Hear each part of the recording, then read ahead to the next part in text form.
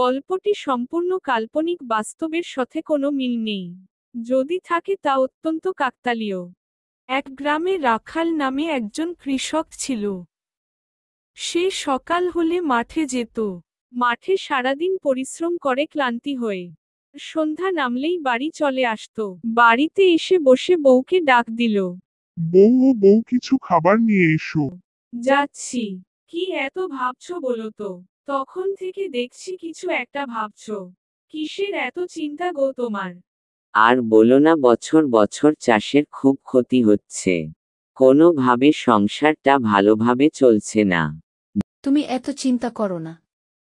অবশ্যই একদিন না একদিন আমাদের ভালো দিন আসবে। নাও, এখন খেয়ে নাও। সেদিন রাতে প্রচুর বৃষ্টি।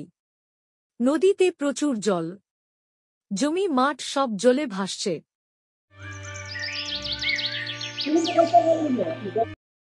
গিন্নি, আমি চললাম।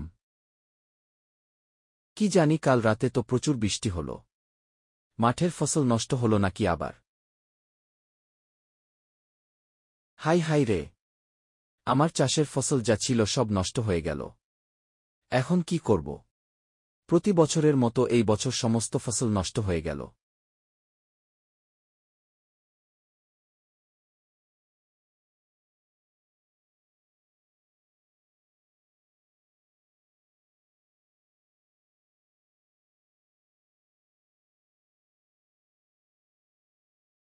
কি গো, জমির দিক থেকে এসেই তো বসে দিলে। আর খুব চিন্তিত দেখাচ্ছে তোমাকে। কিছু কি হয়েছে? আর বলো না, প্রতিবছরের মতো এবারও আমাদের জমির ফসল নষ্ট হয়ে গেছে। ও আর কি কবে বলো? যা ছিল কপালে তা তো হয়ে গেছে। আর চিন্তা করে লাভ নেই, এই আষাঢ় মাসের বৃষ্টিতে কত মানুষের ক্ষতি হয়ে গেছে। আমাদের ফসল নষ্ট হয়েছে, চিন্তা করো না, নাও এবার খেয়ে দিয়ে বিশ্রাম নাও।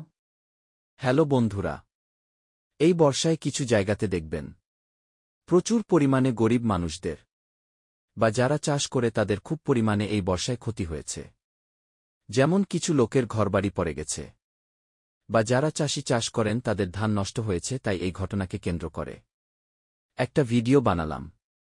ভিডিও ভালো লাগলে অবশ্যই লাইক দিবেন, কমেন্ট করবেন এবং চ্যানেলটি সাবস্ক্রাইব করবেন যাতে আমি আরও ভিডিও বানাতে পারি।